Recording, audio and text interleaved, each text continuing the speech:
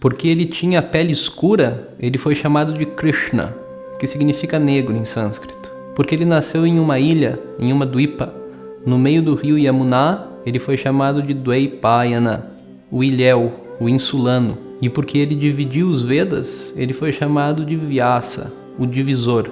Ele foi o responsável não só por dividir o Veda em 4, mas por escrever o Brahma Sutra, as 18 principais Puranas e o maior épico da humanidade, Mahabharata. Tudo isso eu vou ter o prazer de contar para vocês nesse vídeo sobre a história de Krishna Dwaipayana Vyasa, também conhecido como Veda Vyasa.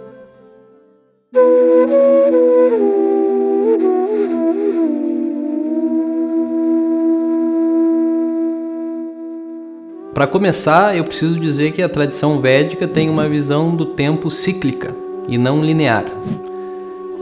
Tudo no universo, para a tradição védica, é cíclico. Então o universo está sendo criado e sendo dissolvido eternamente num ciclo de criação e dissolução. Não só o universo em si obedece a esse período cíclico, mas a sociedade humana também. Então é dito pela tradição que a sociedade humana passa por 4 eras, ou yugas.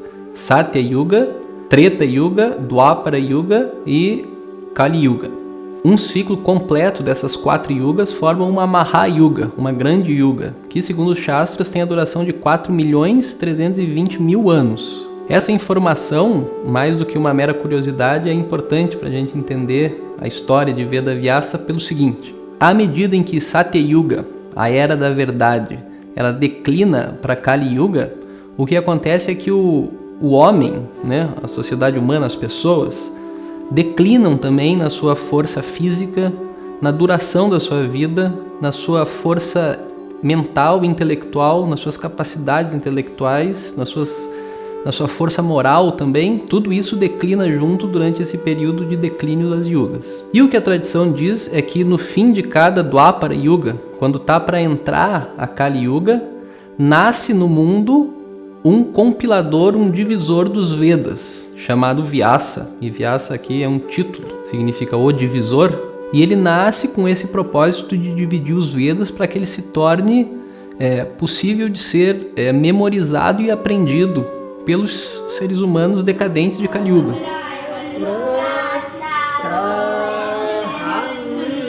Então, uma curiosidade: 71 ciclos de Mahayuga formam um Manvantara. O Manvantara é o período de, vamos dizer assim, de gestão de um Manu. O Manu é o progenitor da humanidade. É dito que a cada 71 ciclos de Mahayuga ocorre um dilúvio, que eles chamam de Jala Pralaya, quer dizer, uma dissolução na água. E aí a humanidade inteira é destruída, os continentes são submersos, com exceção de uma pessoa chamada Manu e os Saptarishis, os 7 rishis, que são salvos por um avatar de Vishnu. O atual Manu, da atual Manvantara que a gente está vivendo, chama-se Vaivasvata Manu. Ele foi salvo pelo Matsya avatar de Vishnu, na última Pralaya, na última Jala Pralaya. E durante essa gestão desse Vaivasvata Manu, já passaram 28 Vyasas pela Terra. Ou seja, o Veda ele já foi compilado e dividido 28 vezes na atual gestão do atual Manvantara, Vaivasvata Manu. E é dito inclusive pela Vishnu Purana que o próximo Vyasa será Ashwatthama, o filho de Drona do Mahabharata. Então, nessa nossa era de Kali Yuga, o Vyasa é esse Krishna Dwaipayana, é esse negro ilhéu, cuja história eu vou contar para vocês agora.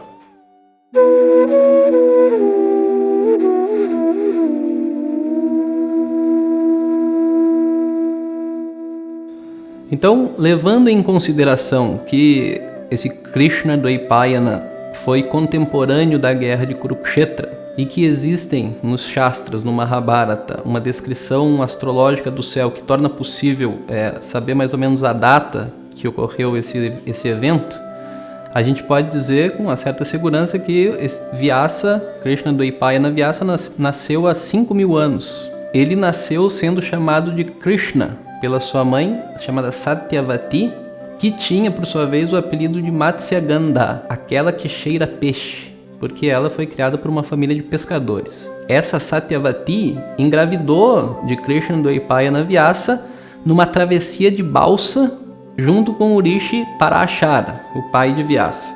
Então o que aconteceu foi o seguinte: essa Satyavati estava levando o Rishi Parashara de uma margem para outra do rio Yamuna. Ela fazia esse serviço de balsa ali. E o que aconteceu foi que no meio da travessia, ali no balanço da balsa, o Rishi acaba ficando excitado. Essa foi a verdade. Ele acaba ficando excitado e agarra Satyavati. E aí Satyavati tenta se desvencilhar dele e ela usa alguns argumentos. Ela fala: eu não sou boa o suficiente para você, eu sou de uma família de pescadores, eu tenho esse cheiro horrível de peixe, então você não merece isso, não me agarre, número 1. Número 2, você não vai querer desvirginar uma mulher e desonrá-la perante a sociedade. Você não vai fazer isso comigo, né? Você é um grande rishi, então me largue. E número 3, que é a razão mais simplória, é o seguinte: o meu pai tá ali na outra margem, ele vai ver tudo. Eu tenho muito medo dele. Então ela deu essas 3 razões para o Rishi Parashara largar ela, que seriam suficientes para convencer qualquer um, mas não um Rishi dotado de poderes extraordinários. Aí o que o Parashara fez foi o seguinte: número 1, usando os Siddhis, os poderes dele, ele transformou esse cheiro de peixe repulsivo da Satyavati num cheiro de, o Mahabharata diz, de almíscar selvagem, Kasturi. E aí ela ficou conhecida como Kasturi Gandha, ou Yojana Gandha, aquela cujo cheiro se espalha por quilômetros, cujo perfume. Então ela se tornou uma mulher muito atraente e perfumada. Isso vai ser importante para a história no futuro. Número 2, ele prometeu a ela que, mesmo depois do ato sexual, ela continuaria virgem, sem nenhum problema. E por fim, para resolver o problema do pai de Satyavati, que estava olhando da outra margem, ele fez o seguinte: ele parou a balsa no meio do rio, ele criou uma ilha artificial ali no meio do rio Yamuna, e ali naquela ilha ele criou uma neblina espessa em volta deles para ter ali a privacidade toda que eles queriam. E aí Satyavati não tinha mais o que dizer, né? Ele acabou com os argumentos dela e então eles tiveram ali a relação sexual. Quem era esse sábio Parashara? Parashara era um rishi védico. Um rishi quer dizer o seguinte: aquela pessoa que recebe os mantras védicos diretos do Criador. Então ele é esse Shrota, esse escutador dos mantras, né? Esse rishi. E além disso ele era um grande astrólogo. Ele é autor daquele Hora Shastra, Parashara Hora Shastra, que é o manual de astrologia védica mais tradicional, usado ainda hoje em dia. E o que aconteceu com Parashara nesse encontro com Satyavati foi que ele uniu, vamos dizer assim, a fome com a vontade de comer. Por quê? Porque naquela hora em que ele ficou excitado vendo Satyavati, ele também se deu conta que era um momento extremamente auspicioso, que a pessoa que nasceria naquela conjunção astral ali daquele momento seria uma pessoa extraordinária. Então ele juntou, como eu disse, o útil ao agradável, e aí então ele fez essa investida, né, na Satyavati para ter um filho.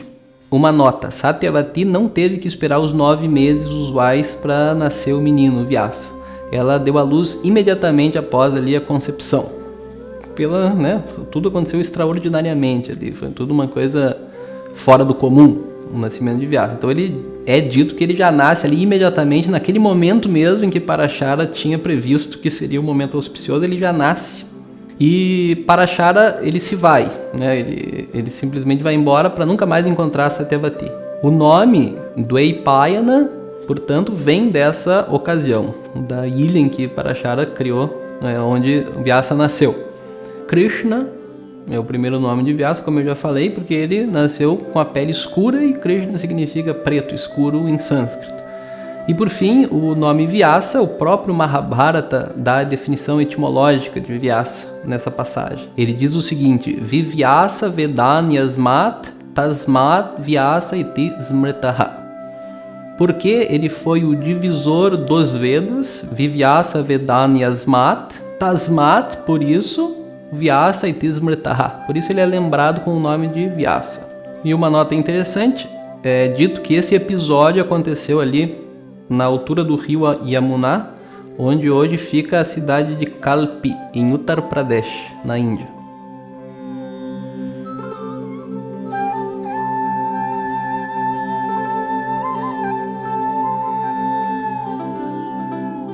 Há quem aponte um outro local de nascimento para Vedavyasa, que é uma localidade no Nepal chamada Damauli.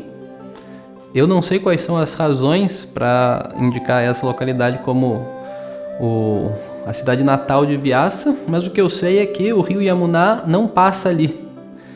Então eu prefiro ficar com a fonte primária ali, que é a narração do próprio Vyasa no Mahabharata, dizendo que ele nasceu nas margens ou numa ilha no Yamuna. Então essa informação não condiz com essa cidade no Nepal.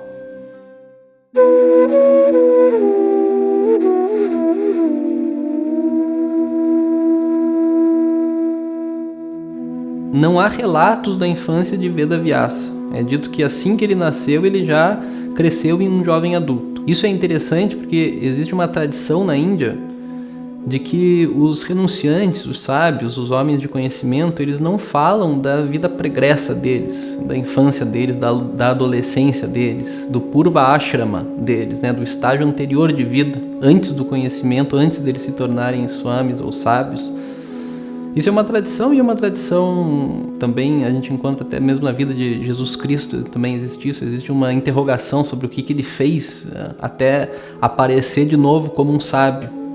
E isso é exatamente o que aconteceu com Vedavyasa. Depois de ter nascido, ele se despede de Satyavati e com um aviso interessante para ela. Ele fala para Satyavati: eu vou sair para fazer tapas. Ele fala, tapas é uma disciplina espiritual, né, um estudo espiritual. Eu vou sair para cumprir, para fazer o meu tapas. Mas, Satyavati, ele fala, quando você tiver algum problema, é só você se lembrar de mim que eu aparecerei imediatamente. E aí ele fala isso e sai. Esse recado que ele deixou para Satyavati vai ser importante pro futuro dessa história aqui. E aí, depois de ter saído, é uma incógnita aonde ele foi, por onde ele passou, com quem ele esteve, mas a gente pode inferir com segurança que ele esteve estudando com os sábios ali na floresta, pela Índia inteira, porque quando ele retorna, quando ele aparece de novo, ele já aparece como um sábio, como um acharya, como um professor ensinando às margens do rio Saraswati, no noroeste da Índia, onde hoje fica ali o território do Paquistão. Só uma nota, esse rio Saraswati é um rio que hoje se encontra seco, né? Ele não existe mais, é um rio védico muito importante, muito citado no Rig Veda todo. E é nas margens desse rio que Vyasa reaparece, então, depois de ter deixado a mãe e ficado o período de estudo dele ali, a gente não sabe onde, pela Índia. Para continuar de maneira didática, é bom agora a gente fazer uma divisão de 2 âmbitos da vida de Vedavyasa. Um âmbito foi a sua atuação como um professor, a sua atuação intelectual e espiritual. O outro âmbito foi a sua atuação, vamos dizer assim, social ou cívica, no reino de Hastinapura. Então isso eu vou contar para vocês agora.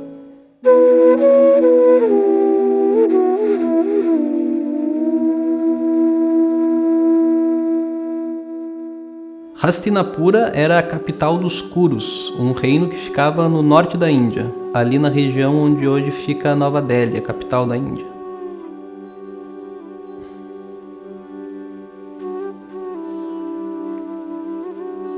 Acontece então que um dia o rei Shantanu, o rei dos Kurus, saiu para uma caçada, o que era muito natural ali para a família real. E aí, no meio da floresta, ele está andando ali com o arco e flecha dele e ele sente um cheiro de almíscar selvagem, que daí não sabe de onde está vindo. Obviamente, o cheiro de almíscar selvagem, vocês já sabem, vinha dessa Satyavati, né? Ex-Matsyagandha. Pela graça de Parashara, ela agora cheirava almíscar. E o rei foi atraído muito fortemente por esse cheiro. Hoje a biologia sabe que o cheiro, né, os feromônios, eles são o incitador, né, principal nos animais do desejo sexual. E no caso do rei Shantanu, a racionalidade ali do animal racional foi sobrepujada pela animalidade ali daquele cheiro e daquela coisa, e ele se tornou, assim, ficou apaixonado por aquela mulher que exalava aquele cheiro. E aí ele volta da caçada pro reino completamente melancólico, taciturno, triste mesmo. Shantanu já havia tido um filho chamado Devavrata com Ganga Devi, a deusa Ganga. E o que acontece é que quando Devavrata percebe a tristeza do pai e vem a saber das razões dessa tristeza, que era essa mulher chamada Satyavati, Devavrata vai ele mesmo até a vila de pescadores e traz essa mulher para casar com seu pai Shantanu, prometendo que os herdeiros do reino seriam os filhos de Satyavati. Ele promete isso a Satyavati, Satyavati põe essa condição e ele aceita, e nesse momento ele faz um voto terrível de celibato, um voto de que ele não só não vai ter filhos, mas como ele vai ser celibatário pelo resto da vida. Por ter feito esse voto terrível, ele ficou conhecido como Bhishma, o terrível. Pois bem, Shantanu teve 2 filhos com Satyavati. Um chamava-se Chitrangada, outro chamava-se Vichitravirya. Chitrangada morreu ainda jovem e Vichitravirya casou-se com 2 mulheres, Ambika e a Ambalika. Mas o destino quis que Vichitravirya também morresse sem deixar nenhum herdeiro, nem para Ambika, nem para Ambalika. De modo que a dinastia dos Kurus ficou prestes a ser extinta. Foi nesse momento crítico, à beira da extinção do clã dos Kurus, que Satyavati então lembra do seu filho Vyasa e lembra da promessa que ele tinha feito. Lembre-se de mim e eu aparecerei. E foi isso exatamente que ela fez.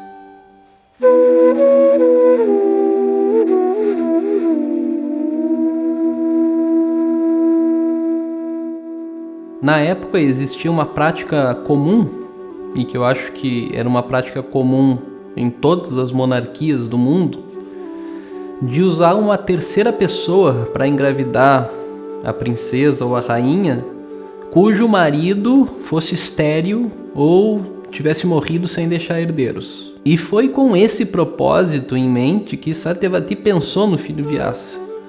Foi com o propósito de que ele engravidasse Ambika e Ambalika. Vyasa, um homem de palavra, responde imediatamente à lembrança da mãe e chega no reino de Hastinapura para ver o que ela queria. Ela explica a situação a Vyasa e Vyasa prontamente concorda. Ele aceita servir então de banco de sêmen, vamos dizer assim, para Ambika e Ambalika. E aí o que se seguiu foi uma cena muito interessante, uma cena assim pitoresca, né, até cômica. A Vyasa era um homem rude. Ele era descrito até como um homem muito feio. Não é feio porque ele era um tapaswin, uma pessoa que praticava disciplinas na floresta. Então ele era uma pessoa rude, não era assim, não tinha a sofisticação dos príncipes ali que Ambika e Ambalika estavam acostumados. Então quando Ambika dá de cara com Vyasa, a Ambika fica apavorada e ela fecha os olhos. Por causa disso, o seu filho nasce cego. É o rei Dhritarashtra, o rei cego. Quando é a vez de Ambalika, ela é um pouquinho mais corajosa, mas nem tanto. Ela também olha, fica apavorada, mas ela não fecha os olhos, ela simplesmente fica branca, fica pálida. E aí nasce o rei Pandu, que Pandu significa justamente pálido, branco. É a partir dos descendentes, dos filhos de Pandu, de um lado, e dos filhos de Dhritarashtra, de outro, que se desenvolve toda a trama central do épico Mahabharata, que é o conflito, a guerra de Kurukshetra, que foi justamente um conflito entre esses primos, os filhos de Pandu e os filhos de Dhritarashtra, os netos de Vedavyasa.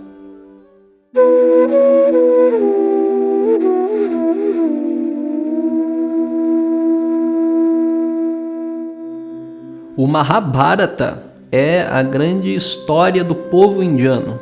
Bharata, com um A curto, Bharata, é o nome de um rei ancestral da Índia. Bharata, com A longo, significa os descendentes desse Bharata. Então significa o povo indiano, os descendentes daquele rei antigo. Maha significa grande. Então Mahabharata é assim a grande história do povo indiano, do povo hindu, com impressionantes 100.000 versos, o que aliás torna o Mahabharata homericamente maior que a Ilíada e a Odisseia.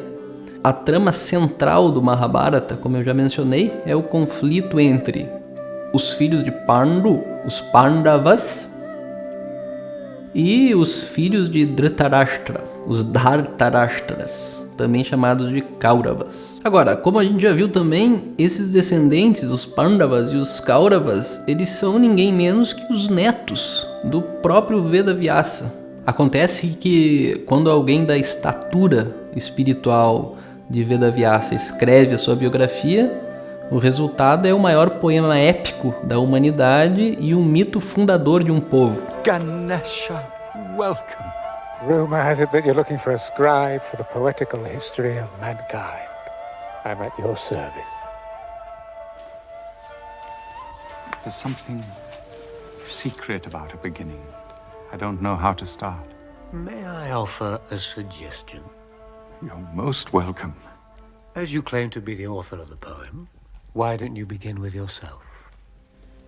Aqui um parênteses, a gente diz que quem escreveu o Mahabharata foi Vyasa, mas em realidade quem escreveu mesmo não foi Vyasa, foi Ganesha. Vedavyasa estava querendo algum escriba, Vyasa queria ditar a história, não queria perder tempo ali escrevendo, ele queria ditar porque afinal de contas o Mahabharata é contado em versos, era para ser uma tradição oral e cantada, então ele tem métrica, tem ritmo. Então ele queria falar o Mahabharata que ele tinha composto e alguém escrever. Só que não tinha ninguém rápido o suficiente para acompanhar o ditado de Vyasa.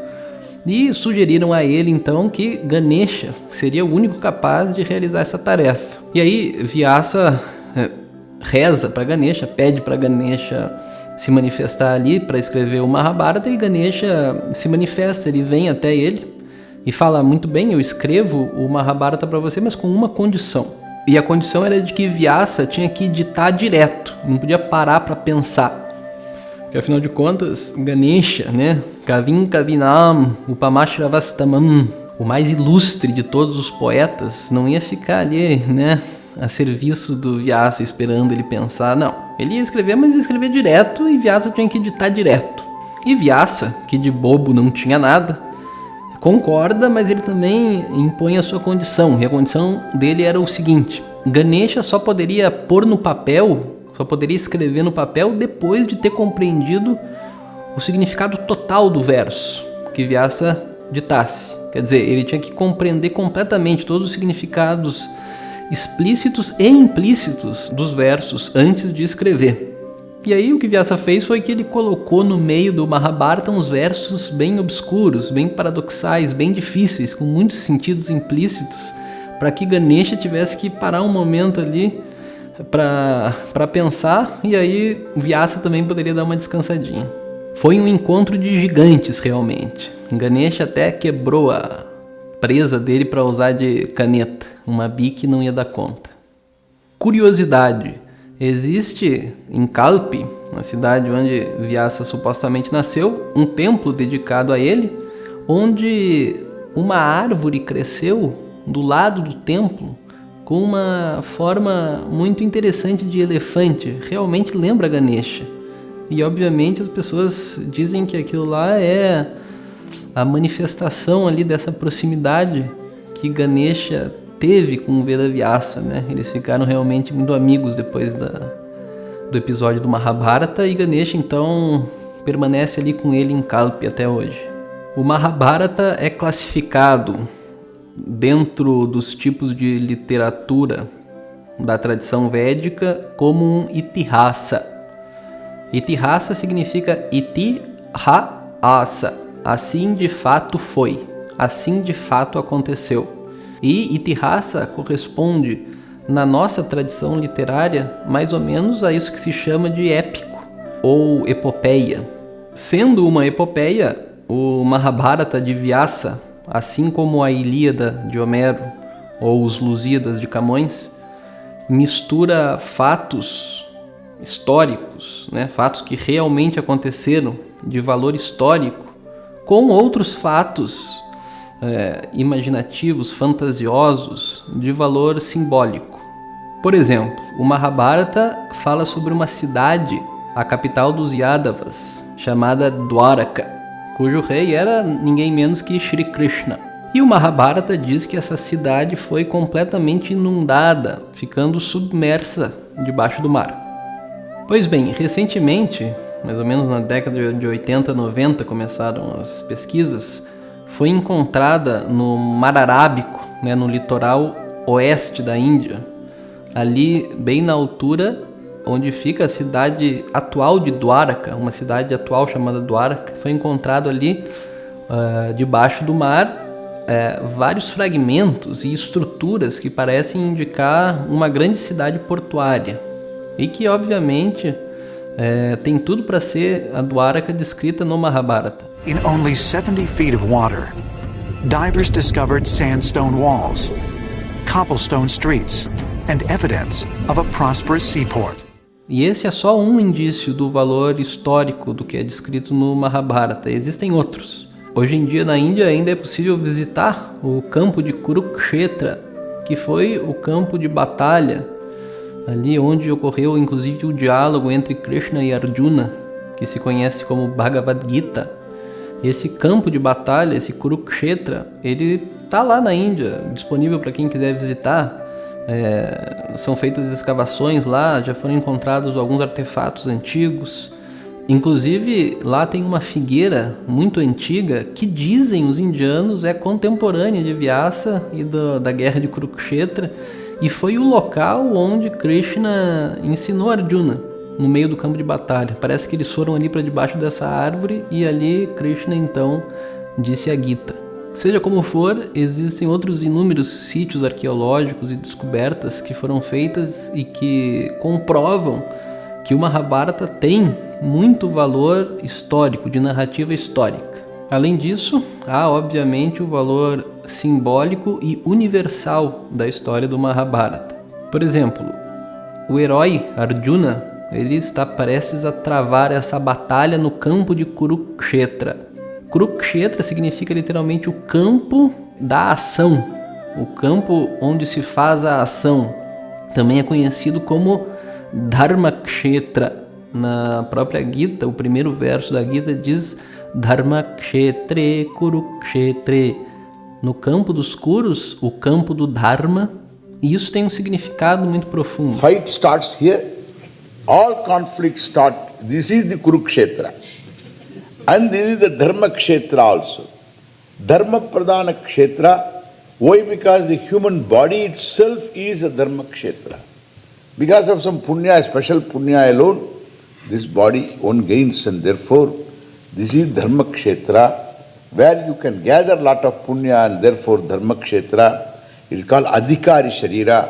You can gain all the Purusharthas, you can gain all the way, you can go and gain the ultimate called moksha.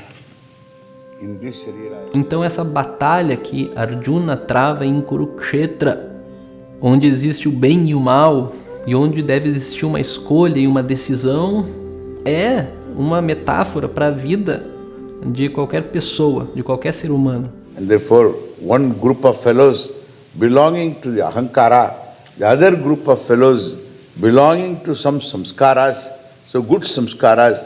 Therefore, between these two fellows, so people who are leaning towards adharma, people who are leaning towards dharma. The adharma people seem to be very powerful. Dharma people are very few. But then they have got the grace of the Lord Krishna. Okay? So with this, what happened to them? Fighting. Fight starts here, is what I say. Don't reduce everything. Existe uma caverna na Índia onde é dito que Vyasa escreveu o Mahabharata. Fica no distrito de Mana, em Uttarakhand, nos Himalaias, a cerca de 3 quilômetros do templo de Badrinath. Mahabharat जैसे महान ग्रंथ की रचना की पर जब तक आपने पीवत Bhagavatam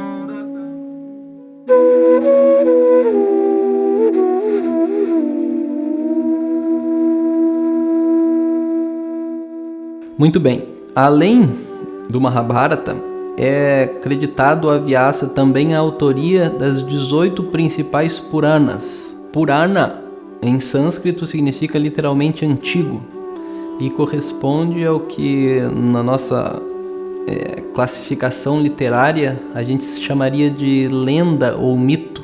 Lenda ou mito quer dizer o quê? Diferente do Itihasa, os episódios narrados, descritos nas Puranas são pré-históricos. Eles não foram testemunhados pelo narrador da Purana. Vyasa foi testemunha do que ele descreve na Itihasa, no Mahabharata. Não acontece a mesma coisa com as Puranas. Elas relatam fatos pré-históricos. Na verdade, elas relatam fatos sobre a origem do próprio universo. Então, Vyasa não foi testemunha dos fatos que ocorreram nas Puranas. Ele provavelmente ouviu essas Puranas dentro de uma tradição oral, né? Provavelmente ele ouviu do seu pai, que era um grande rishi, Parashara, que certamente conhecia essas histórias. Vyasa, além de Parashara, também teve um outro professor notável, que foi Narada. Narada é um ser celestial, é um deva, que muitas vezes aparece para Vyasa e ensina muita coisa a Vyasa. Então, com certeza, Narada também há de ter contado para Vyasa muitas histórias. Então, as Puranas falam, dentre outras coisas, de uma cosmogonia, de uma origem do cosmos, do universo, a partir de um princípio eterno e imutável chamado de Deus. E o interessante é que cada uma das Puranas, em geral, apresenta um Deus específico, né? Um nome e uma forma de Deus específica diferente para a origem do universo em cada uma das Puranas. Então existe Vishnu Purana, Shiva Purana, Devi Bhagavata Purana. Cada uma apresenta ou Devi, Durga, ou Vishnu, ou Shiva, como esse Deus supremo, essa causa do universo. Isso não foi feito por Vyasa para criar discórdia entre as pessoas. Muito pelo contrário. O Dharma védico tem muito claro que Deus não tem nome e não tem forma. É Nirgunam, está além de qualquer atributo. No entanto, a presença de Deus com atributos, quer dizer, com uma forma e um nome específico, é muito importante para que o ser humano desenvolva a sua devoção. Não é possível desenvolver devoção numa ideia de uma ideia abstrata de algum Deus impessoal, sem qualidades nenhuma. A gente não se relaciona com isso. So this kind of sneha or unswerving devotion comes. Of course, it's not comes in one day. Mahatma Jnana Purvastu. When we listen to the Mahatma or glories of the Lord. And thus for every Devata, there are Puranas where elaborately the glories of that Devata are described. If you want to discover the devotion of Lord Krishna, listen to Bhagavad Purana. Discover the Lord, Bhakti for Lord Narayana, Hari Vamsa is there, Vishnu Purana is there, the Purana for every Devata. O objetivo de Vyasa na compilação das 18 Puranas foi validar a expressão devocional de todo mundo dentro da tradição védica. Na verdade, a tradição védica é uma coisa assim tão grande e está num nível tão alto, tão amplo, tão abrangente, que ela não teria nenhuma dificuldade, por exemplo, em pegar a Bíblia e chamar de Cristo Purana.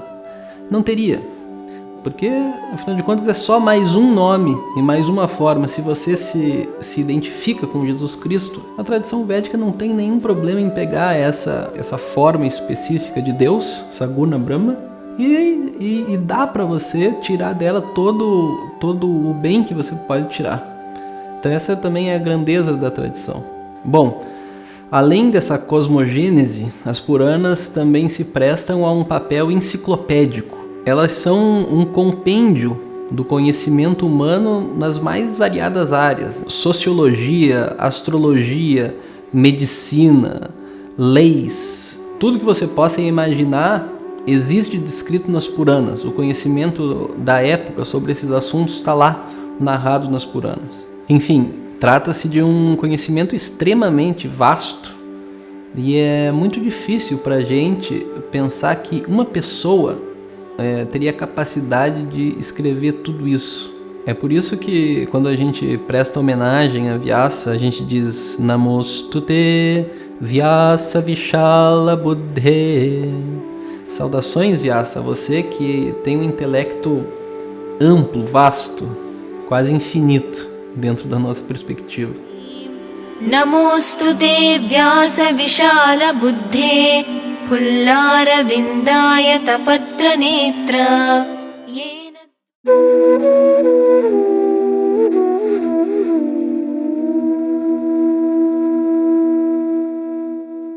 Mahabharata e as Puranas são a parte popular, vamos dizer assim, da religião, da tradição védica. São a parte popular porque elas estão na forma de histórias. E histórias são absorvidas de alguma maneira por qualquer um. Quer dizer, a pessoa não precisa fazer uma análise intelectual, né, e dar a sua aceitação, a sua aferição intelectual para aquilo que está sendo contado. Ela simplesmente absorve aqueles valores, ela introjeta aqueles personagens, ela introjeta os valores dos heróis da história, tudo diretamente no subconsciente, né? Sem que seja preciso passar pelo intelecto.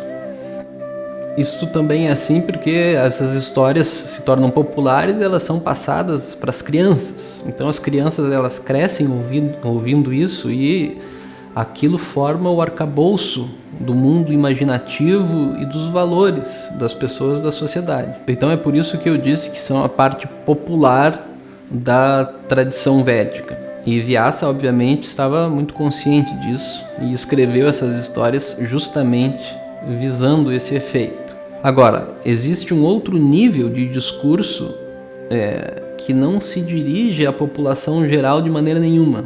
Ela se dirige a uma elite intelectual que deseja conhecer a verdade das coisas com um grau, né, de razoabilidade, de credibilidade maior. Por exemplo, o povo em geral, as pessoas em geral ficam satisfeitas com a noção de que, por exemplo, se ela é devota de Vishnu, ela fica satisfeita com a ideia de que Vishnu é o Deus Supremo. E existem outros deuses como Shiva, Ganesha, que não são supremos, mas estão lá perto de Vishnu, mas Vishnu está numa posição hierarquicamente maior, então ele é supremo. Mas se você usar a razão um pouquinho e questionar, por exemplo, mas se Vishnu é diferente de Shiva, Shiva não limita a supremacia de Vishnu, né? Que soberania é essa, né, de Vishnu? Como que Vishnu, por exemplo, pode ser onipresente se aonde Shiva está, ele não está? Por isso, se eles são diferentes, né? Um limita o outro, mesmo espacialmente. O intelecto da pessoa que discrimina, que analisa as coisas, não consegue aceitar essa dualidade, por exemplo, de deuses como uma verdade universal.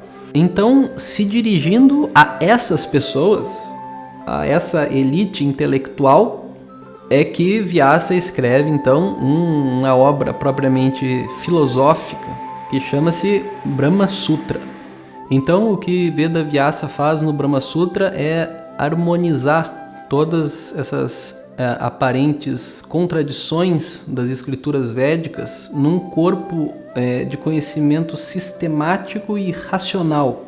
Porque, afinal de contas, nas Upanishads, que é a fonte primária desse conhecimento sobre a natureza da causa do universo, de Deus e do indivíduo, o conhecimento ele não é apresentado sistematicamente, não, muito pelo contrário, ele é apresentado de forma esparsa, apresentado misturado com uma linguagem poética, misturado com outras passagens que não são propriamente filosóficas, mas tratam de rituais. Então o Veda é meio confuso.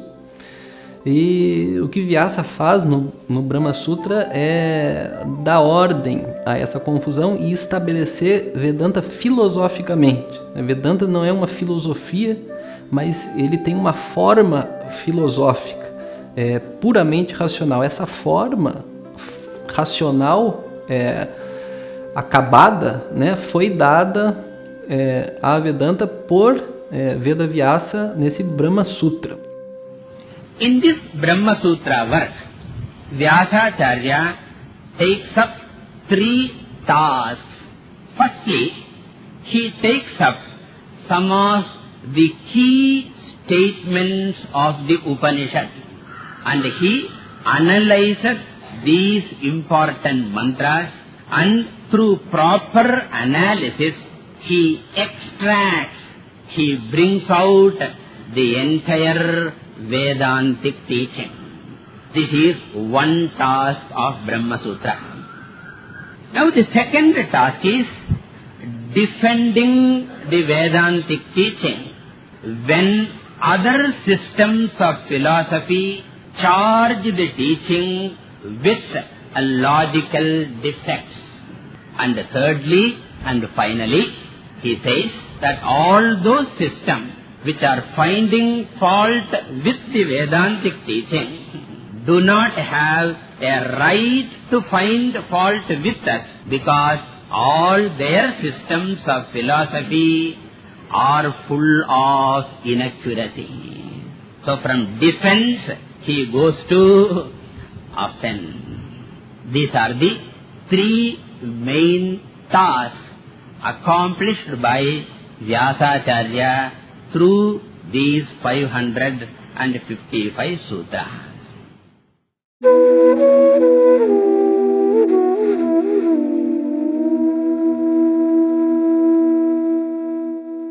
Para finalizar essa descrição sobre o trabalho espiritual e intelectual de Vedavyasa, a gente tem que falar então daquilo pelo qual ele é mais famoso, que é a divisão do Veda em 4. Diferente do Mahabharata, diferente do Brahma Sutra e em grande medida das Puranas também, Vyasa não é o autor dos Vedas. Os Vedas não têm autoria humana, eles são manifestos juntos com a manifestação da criação, segundo a tradição hindu diz.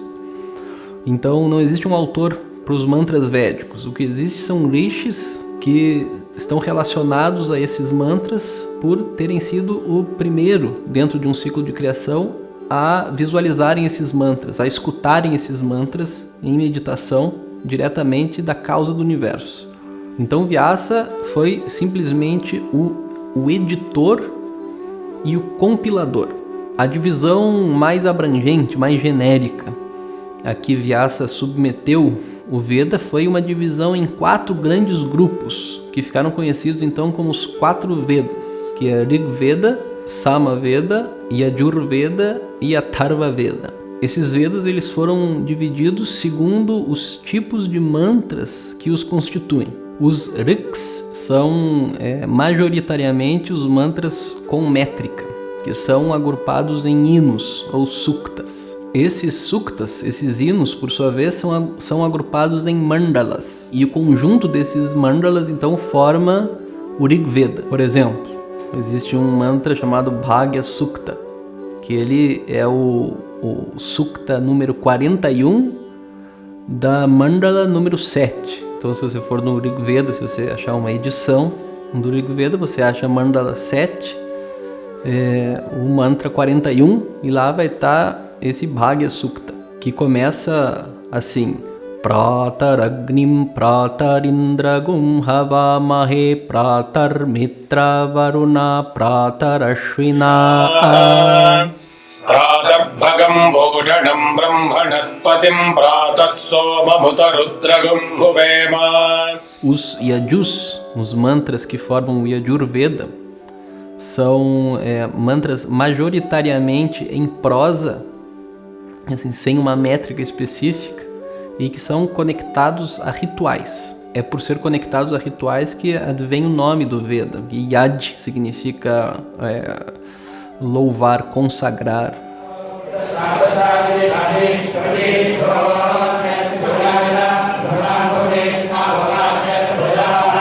Os sama são mantras para serem cantados. Eles têm 7 swaras, ou 7 notas envolvidas no canto do Samaveda, diferente das 3 notas envolvidas no canto dos outros Vedas. Grande parte dos mantras do Samaveda são mantras tirados do Rig Veda e adaptados para o canto, em 7 notas.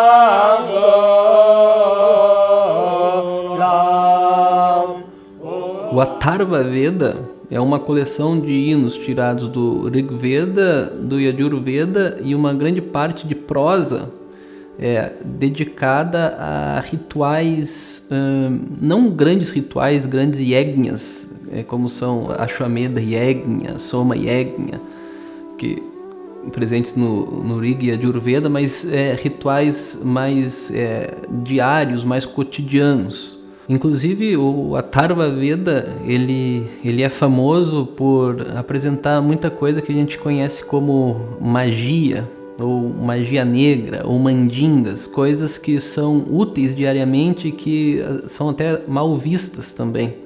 Por isso que o Atharva Veda muitas vezes é até deixado de lado, existe até um certo preconceito contra o Atharva Veda, porque ele tem essa característica, né, de ser um mantra muito usado para rituais pequenos, rituais menores e rituais que realmente podem ser mal utilizados. Mas o Atharva Veda também tem muitas menções muito práticas e muito úteis. Por exemplo, menções a plantas, a ervas e aos mantras que devem acompanhar essas ervas para tratar diversos distúrbios no ser humano. Inclusive o Ayurveda, ele deve a sua existência ao Atharva Veda.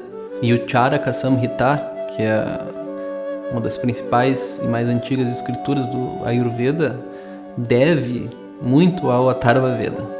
Além dessas 4 grandes divisões genéricas dos 4 Vedas, também foi feita dentro de cada um desses Vedas uma subdivisão em 4 também, em 4 partes, chamadas Samhita, Brahmana, Aranyaka e Upanishad.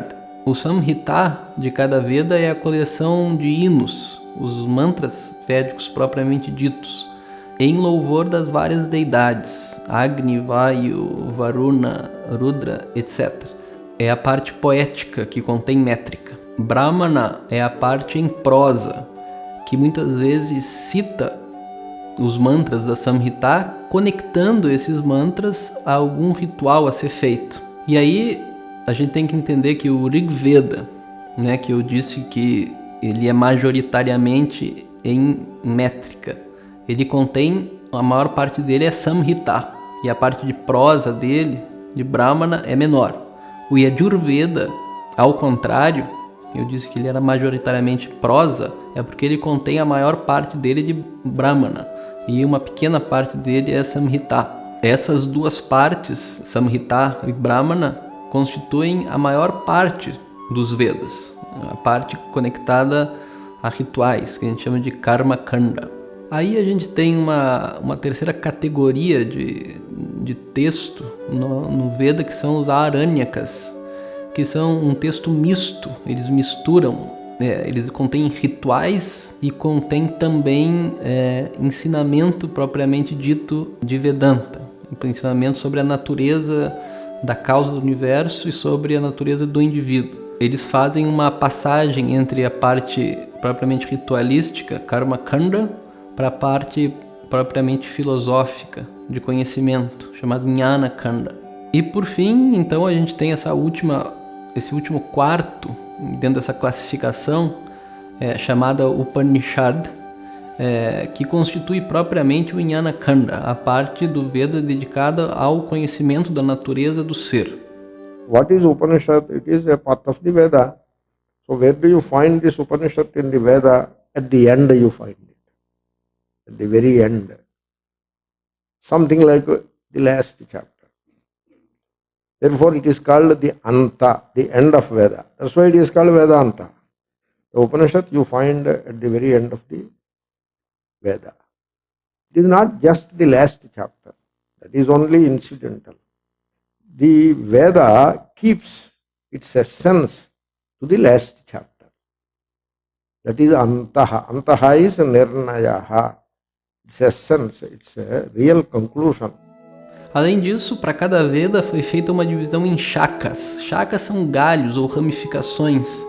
São uma coletânea de certas partes de cada Veda que foi dedicada a alguma família, a algum grupo de brahmanas de várias localidades da Índia, para que o Veda pudesse ser preservado. Ele foi dividido assim para que ele pudesse ser preservado. Então, cada grupo de brahmanas na Índia é responsável pela swadhyaya, pela repetição e pelo estudo de um certo grupo de mantras. Por exemplo, o canto do Shri Rudram e da Taittiriya Upanishad fazem parte do swadhyaya da Taittiriya Shaka, que é uma shaka pertencente ao Krishna e Yajurveda.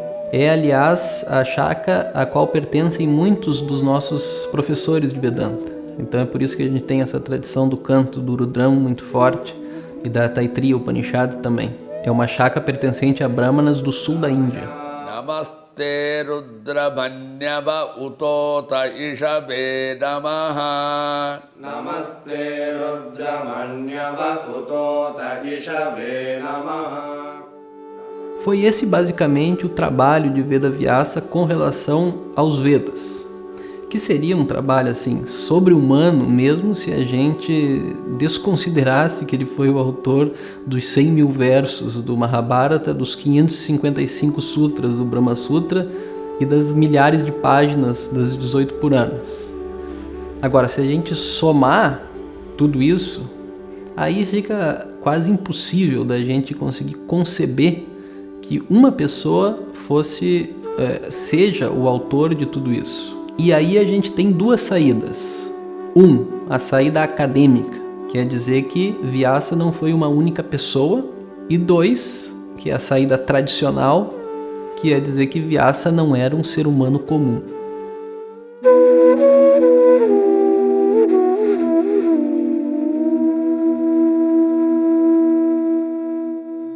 Vyasa não é definitivamente considerado um ser humano comum dentro da tradição védica. Existem vários versos que descrevem ele como uma encarnação, uma manifestação de Vishnu. Existe aquele muito famoso Vyasaya Vishnurupaya Vyasarupaya Vishnave. Vyasa é Vishnu, Vishnu é Vyasa, saudações a Vyasa. Mas o que eu quero dizer aqui é o seguinte: ainda que o trabalho de Vyasa seja assim impensável e sobre-humano da nossa perspectiva, a gente não tem o direito de nivelar um gênio extraordinário pelas nossas próprias capacidades. Por exemplo, enquanto a gente estava fazendo o xixi na cama, Mozart, aos 5 anos, estava compondo a sua primeira composição, um minueto em sol maior.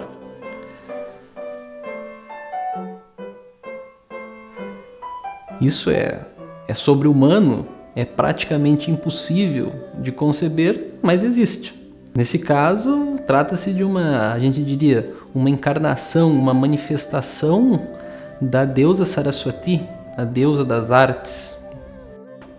Da mesma forma, Vyasa é considerado pelo seu trabalho de preservador, né? O trabalho de preservador da tradição védica foi tão saliente na vida de Vyasa que ele é, com toda a justiça, considerado uma encarnação de Vishnu.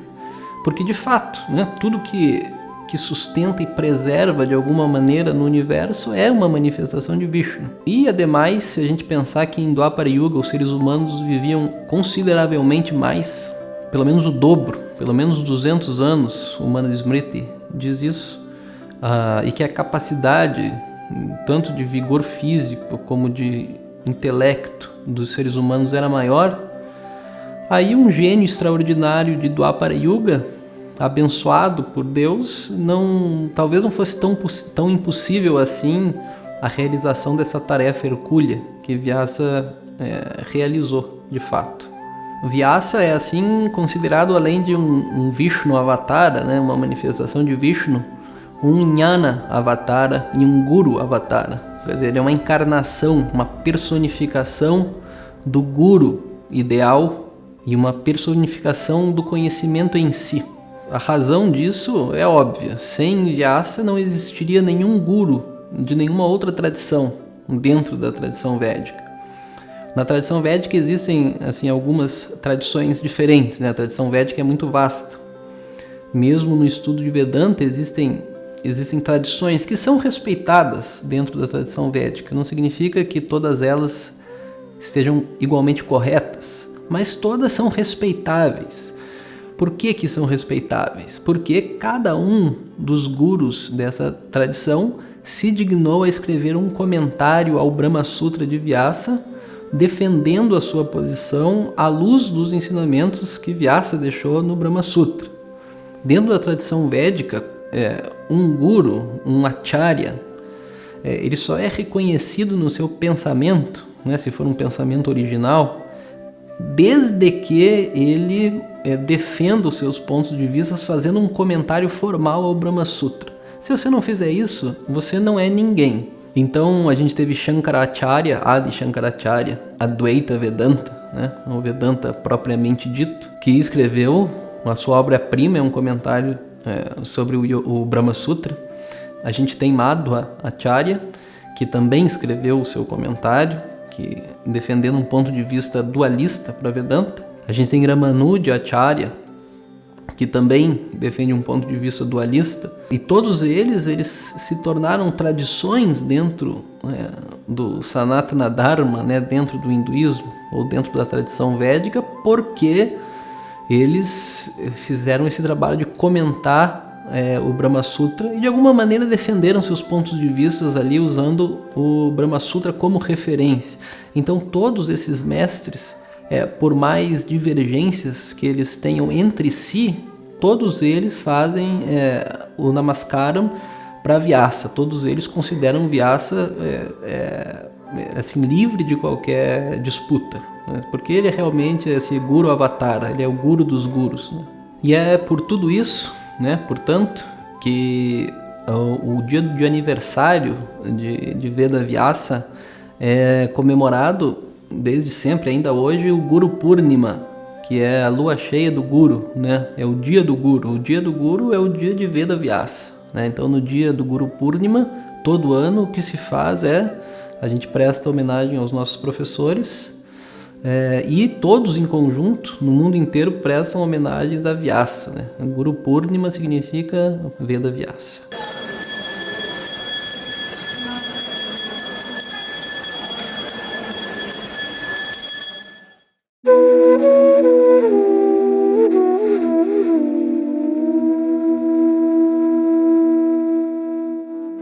Vyasa teve alguns discípulos formais, né, dentro da duração da sua vida. Um deles foi Shukadeva, e a história do seu nascimento é interessante. É dito que certa vez Vyasa estava ali perto dos Himalaias, ali perto do Monte Meru, Mahameru, que é considerado uma montanha mítica dentro do hinduísmo, né, o axis, o centro do mundo. E ele estava ali perto, fazendo tapas, né, fazendo disciplinas, estudando. E aí, o que é também muito comum, muito tradicional, ninfas celestiais, né, muito belas, né, dançarinas, elas dançam, elas não pisam no chão, os pés delas ficam um pouquinho acima do chão, e elas são lindas. Elas chegam assim, como quem não quer nada, e começam a seduzir o sujeito que está praticando tapas, né, para tentar demovê-lo da prática, né? Para tentar tirá-lo ali daquela disciplina. Então diz que essas ninfas celestiais, chamadas Apsaras, elas se aproximaram de Veda Vyasa enquanto ele estava fazendo tapas. E uma delas se aproximou mais e começou então a dançar, a provocar, a seduzir Veda Vyasa. E, inclusive, chegou uma hora que ela virou um periquito, um papagaio de 5 cores, muito bonito, e começou a fazer uma dança na frente dele e tal. E o que aconteceu foi que, sabe, o Vyasa era um Tapaswini, mas ele era um ser humano, um homem antes de tudo. E aí houve, acidentalmente, um derramamento de esperma por parte de Vedavyasa, que ficou completamente ali deleitado com aquela cena muito bonita, né? Muito sedutora, realmente.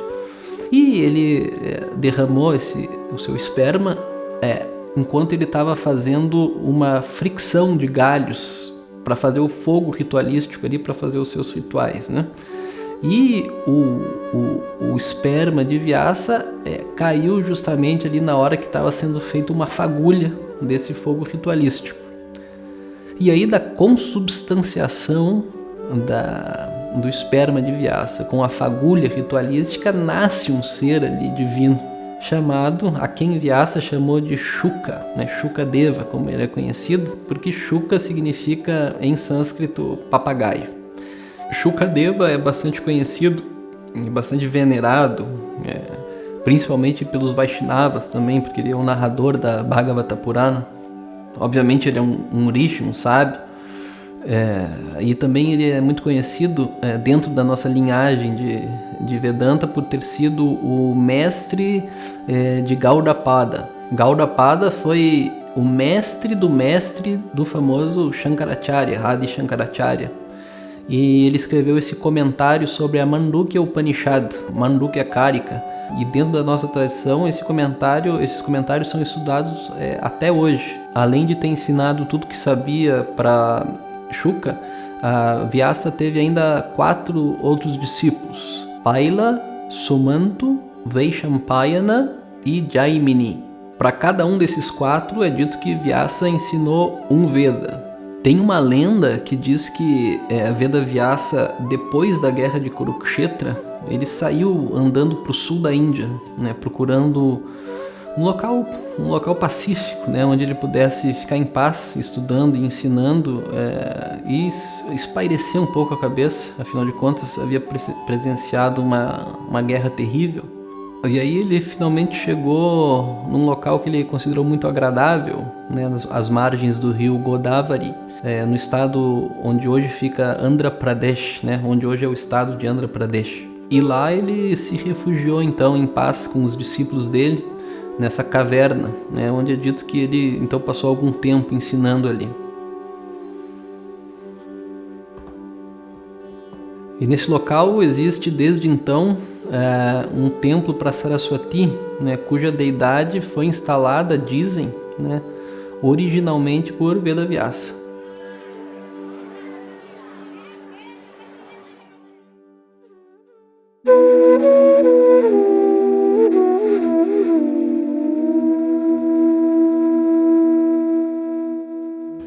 O propósito dessa série de vídeos aqui do Legado dos Mestres é divulgar, né, um pouco da contribuição de cada mestre diferente que houve na tradição védica.